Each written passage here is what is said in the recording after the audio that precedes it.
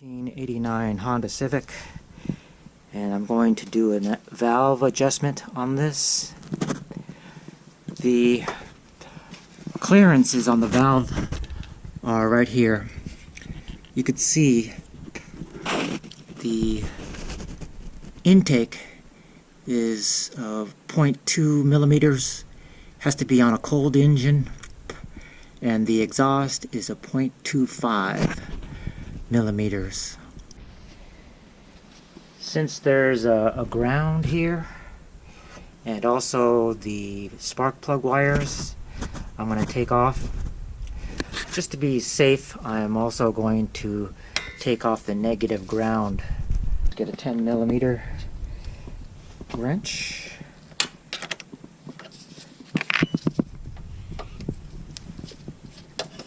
First, I'm going to take out the spark plug wires.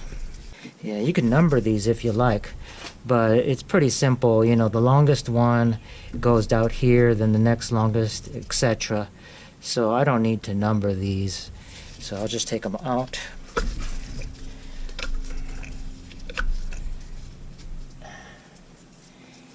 And put them to the side. And these various connections, the ground here I'll take off with a 10 millimeter bolt.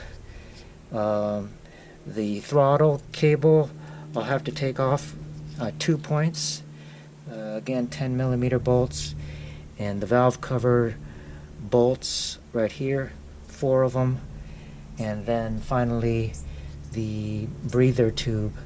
I'll just get some pliers for that.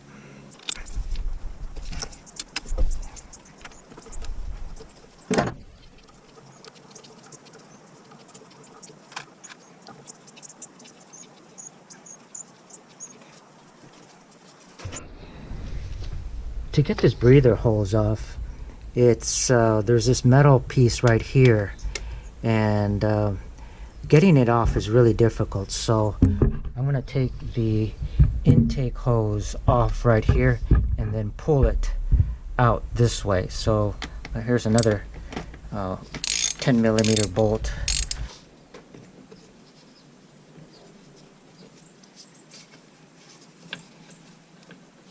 Screwdriver to help pry this off.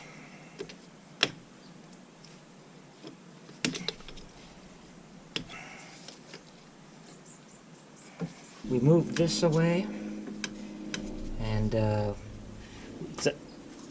now we're gonna take the valve cover off and just get a screwdriver, various points, help take it off.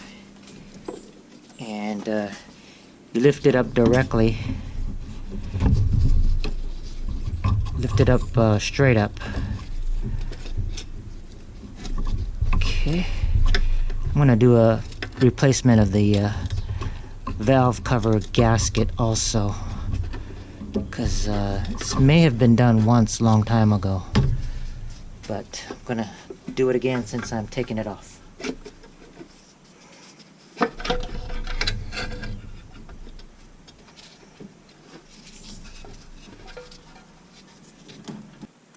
What I also have to do is get access to the timing gear up here. So I've got to take this cover off, and it's 2 bolts, 10 millimeter here and 10 millimeter back down here.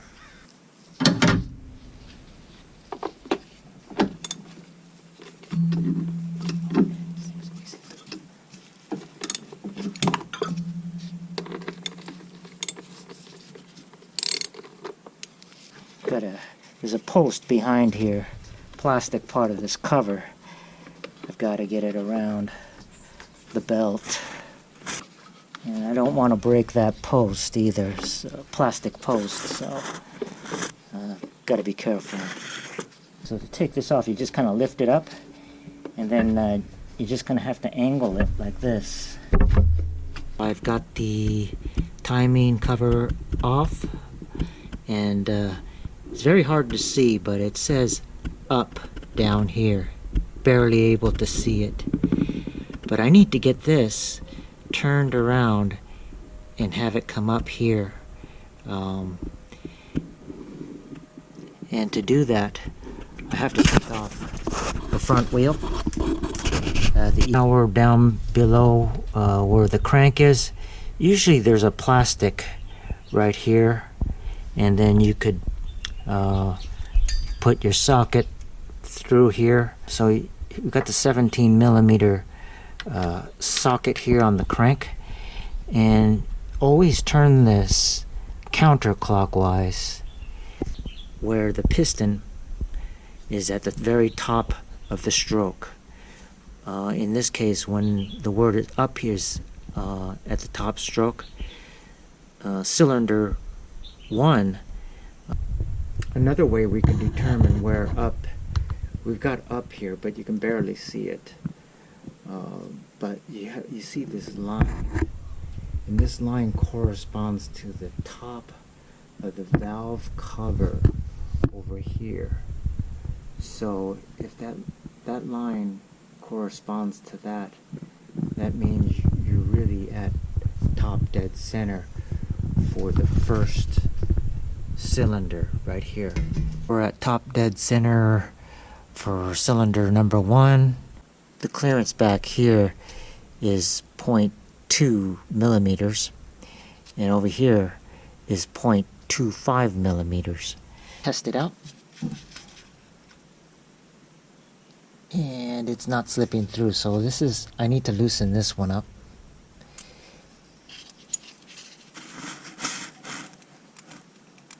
And same back here. The exhaust, and see if it slips under. And this one's too tight also. Same with this one, it doesn't pass up. Loosen them all because I need to adjust them all.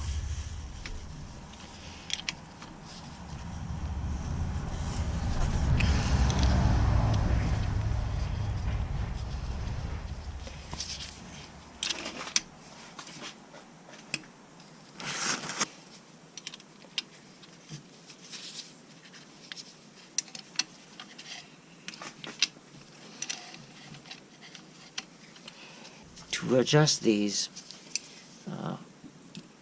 you loosen up with a flathead screw.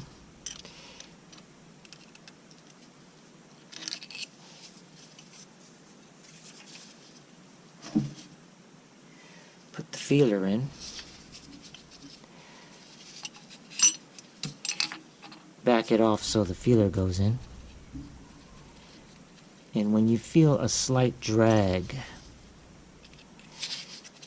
that's when you know it's adjusted properly.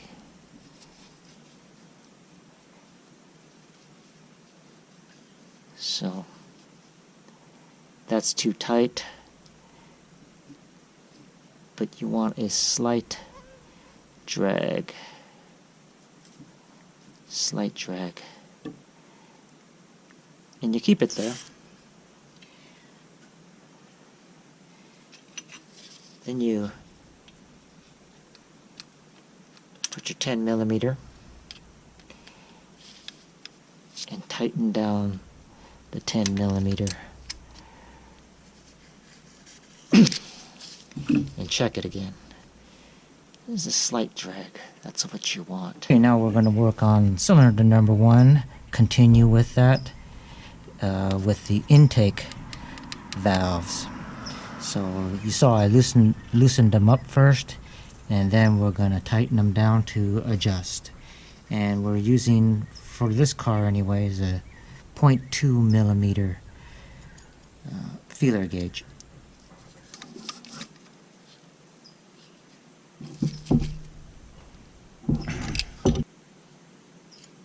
Slight drag. That's perfect. We got cylinder number 1 adjusted now, and we go in this next order is 3. So we'll do cylinder number 3, both the intake and also the exhaust. Then this next sequence is cylinder number 4, and then we're going to go back to cylinder number 2. Okay, so if we're going to work on cylinder number 3, we've got to get this one to top dead center. So the up, where you see the word up, we want to get this horizontal, go 90 degrees to this point right here. And the way we do that is we, again, go down here and go counterclockwise and turn the camshaft up. This way is right over here, and you know, between the letter U and P, it's bisecting the top of the valve housing over here. So the U and P correspond to over here. We just do the same process on the 3rd cylinder. See how the gap is right now. Maybe I don't have to make an adjustment, but I doubt it.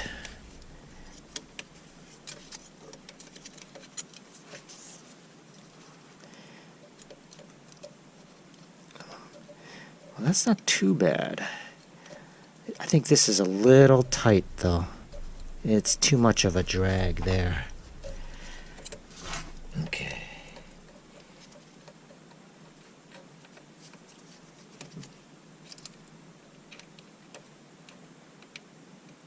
Really no gap there at all.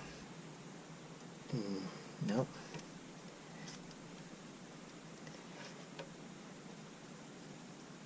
Nope, they're all tight. 1 degree or another, they're all tight. So let's just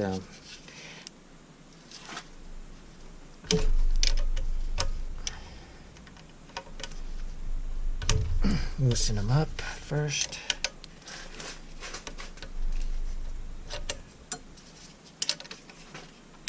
On the exhaust side, again, we're 0.25 millimeters.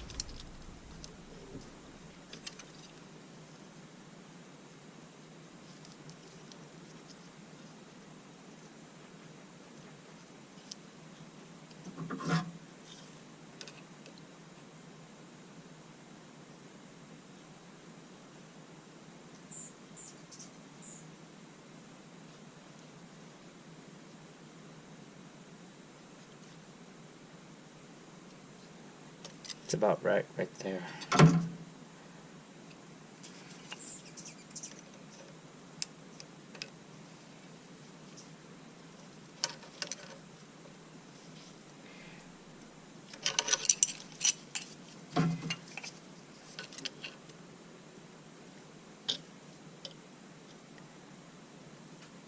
Yeah. That's perfect. Next in sequence is the 4th one. The up is currently right over here. We got to go another 90 degrees, so the up is directly at the bottom. Turn the crank pulley in a counterclockwise. We got the up, it's hard to see, but we have the up down here, but we also lined it up, so this line also corresponds with the upper part of the upper head here. So again, we're going to loosen these up and use the feeler gauge to test out the gaps, and then lock them into place like we did for the others. And we're on our last cylinder, the 2nd one here, the cylinder right here. Adjust that, and the up symbol should be over here, which is sort of in line with the back part of the top head here, and there's a line here that should be straight up and down. That's how to line it up. That's straight up and down, and the up over there. And we will use the feeler gauge and check if any of these need adjustments. Most likely they will. The exhaust and also the intake. We adjusted all the valves But before we do that, it might be a good idea, if you haven't done it or if it's leaking, to replace the gasket for the valve cover, and also the grommets for the bolts, and the rings that go around the spark plug housing, because they leak also. And you just can get a kit that has all of them, and they're only like, you know, maximum of $20. I think I got mine for $17 on eBay. And also what you can do is to clean the valve cover itself, and you can either use engine degreaser, which is cheaper than brake cleaner. Brake cleaner is a little bit more expensive, but this will work also. And you spray it on there, wipe it off, and so you got a clean, oil-free. Basically get a clean rag and get rid of some debris, if any has gone in. Like maybe this area right here. Yeah, there's a little bit of debris. While I have this valve cover open, some debris might have gotten in. Put the gaskets on. I guess I'll start off with the spark plug gaskets, and these are some new ones, and they just snap into place.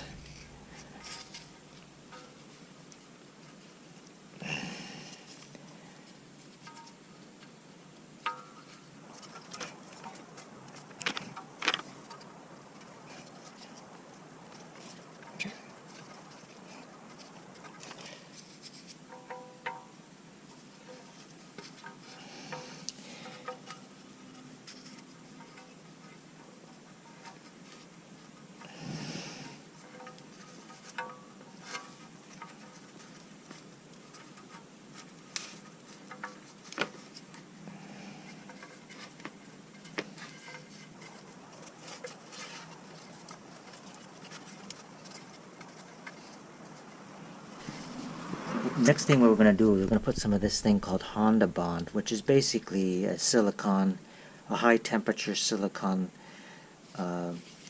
sealant at these corners, like right here, and also right in that corner there also.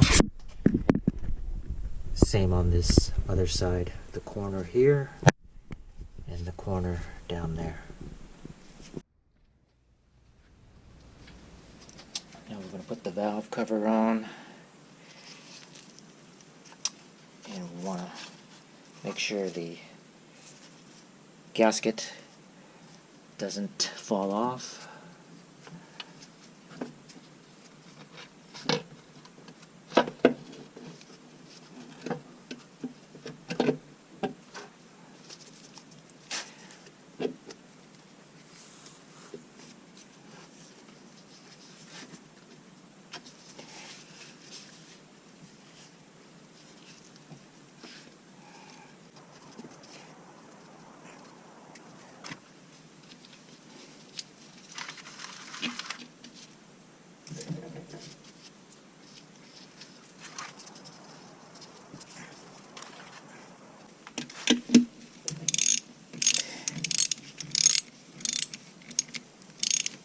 And you want to put these on crosswise, here, there, and then here and there. That's how you should tighten it. You don't distribute it. Just put it on there first and then tighten down as you go. We're going to torque these to about 7 pounds.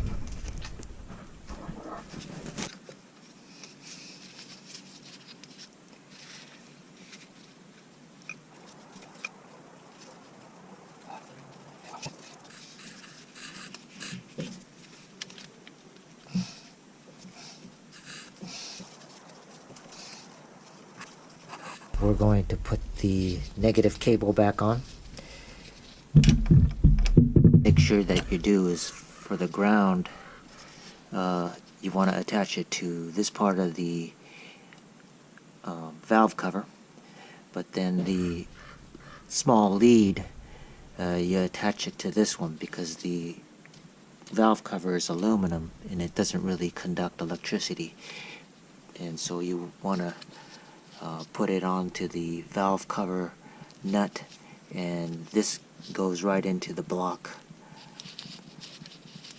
The screws on the valve cover, you don't want to torque it too hard.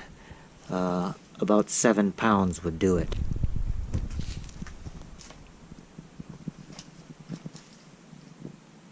And for leaks, after I drove it for the past week, and I don't see any leaks from the valve cover nor the distributor.